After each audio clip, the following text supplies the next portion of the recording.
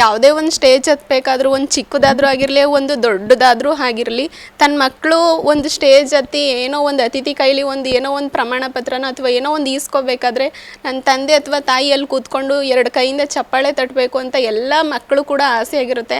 ಆ ಆಸೆ ನನಗೂ ಇತ್ತು. ಆದರೆ ಅನ್ಫಾರ್ಚುನೇಟ್ಲಿ ಅವ್ರು ಇವತ್ತಿಲ್ಲ.